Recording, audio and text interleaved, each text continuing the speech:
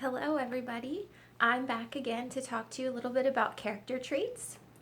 Just to refresh your memory, character traits are those adjectives that describe a person on the inside. And when we want to look for the character traits in a story, we need to listen to what the character says and we need to look at the things that they do. You guys have been doing such a wonderful job coming up with character traits in the story Verity and Crickwing. And today I have a totally different story to read with you. And I'm actually going to ask you to do something just a little bit different. We're going to take this character trait thing to the next level a little bit today since you've been doing such a great job with it. So the story I want to share with you today is by the author Leo Lionni. He wrote the story Inch by Inch that we read just a little bit before school let out.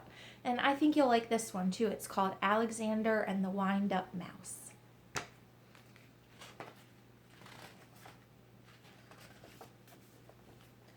Help! Help! A mouse! There was a scream, then a crash. Cups, saucers, and spoons were flying in all directions. Alexander ran for his hole as fast as his little legs would carry him.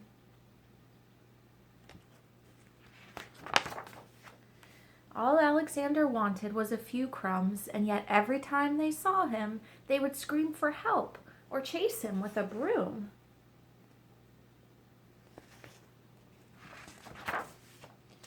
One day, when there was no one in the house, Alexander heard a squeak in Annie's room.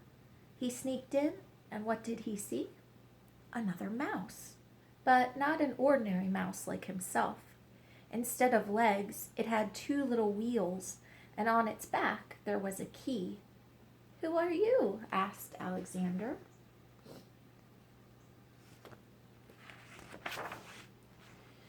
"I am Willie the Wind-Up Mouse, Annie's favorite toy. They wind me to make me run around in circles. They cuddle me, and at night I sleep on a soft white pillow between the doll and a woolly teddy bear. Everyone loves me." "They don't care much for me," said Alexander sadly, but he was happy to have found a friend. "Let's go to the kitchen and look for crumbs," he said. "Oh, I can't," said Willie. "I can only move when they wind me. But I don't mind. Everybody loves me."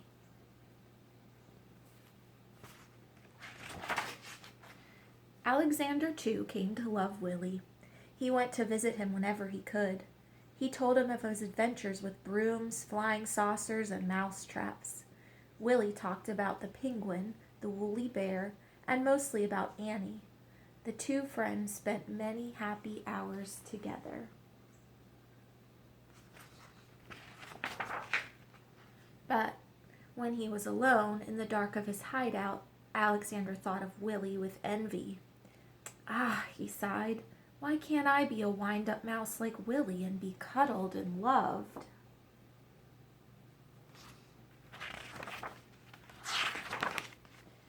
One day, Willie told a strange story. "I've heard," he whispered mysteriously, "that in the garden, at the end of the pebble path, close to the blackberry bush, there lives a magic lizard who can change one animal into another." "Do you mean," said Alexander, "that he could change me into a wind-up mouse like you?"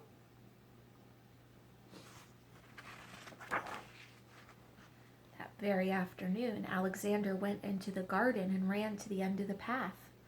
"Lizard, lizard," he whispered, and suddenly there stood before him, full of the colors of flowers and butterflies, a large lizard. "Is it true that you could change me into a wind-up mouse?" asked Alexander in a quivering voice. "When the moon is round," said the lizard, "bring me a purple pebble."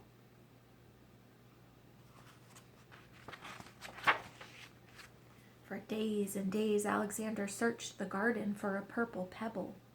In vain. He found yellow pebbles and blue pebbles and green pebbles, but not one tiny purple pebble.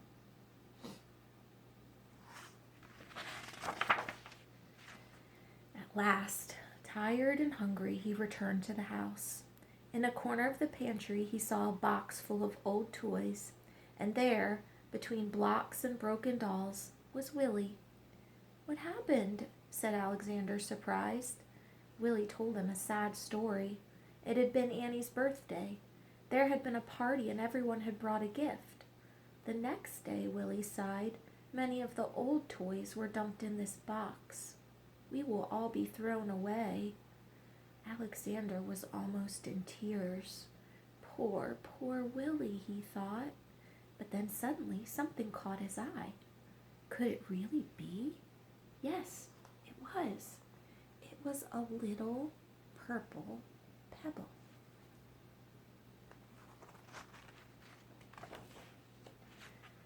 All excited, he ran to the garden, the precious pebble tight in his arms.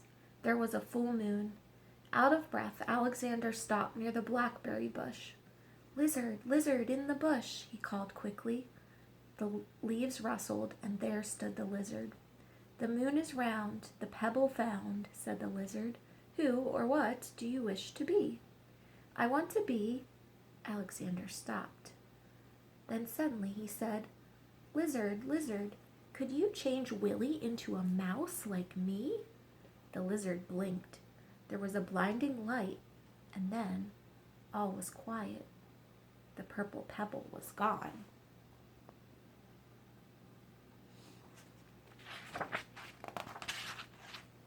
Alexander ran back to the house as fast as he could.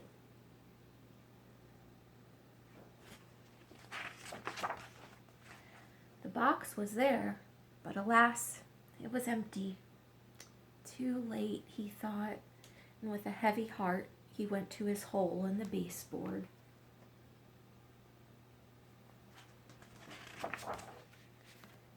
Something squeaked.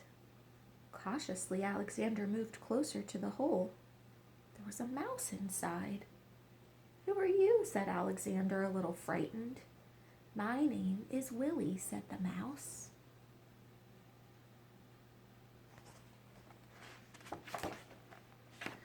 "Willie!" cried Alexander.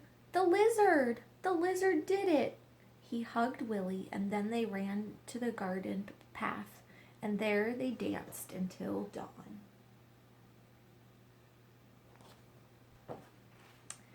So, this part will be the same as what we've been doing. I'd like to go back to just one page today, this page, where he's brought the purple pebble to the lizard. And something happens on this page. Let's look closely at what Willie says and what, not Willie, Alexander. What Alexander says and what Alexander does. He had this plan to turn himself into a wind-up mouse, but on this page, he changes his mind. And instead, he asks for Willie to be changed into a real mouse. So I want you to think about what he's saying and doing there, and come up with a word that would describe the kind of mouse that Alexander is, that he's willing to give his purple pebble to change his friend Willie into a real mouse. And when you have that word, just like before, we are going to make that one sentence that says, Alexander the mouse is, and then your word that you picked is going to go right here in your sentence. Okay?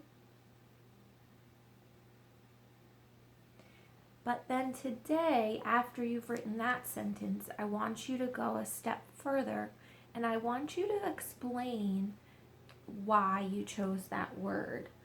So we can make a sentence that says, "I think this because," and then we're going to talk about what happened in the story, what Alexander said and what he did that made us choose this word to describe him. If you're not quite sure, you can always go back and listen to the story again and really think about it when it comes to that page in the book. But I've been really impressed with your work, and I can't wait to see what you do this week. Bye!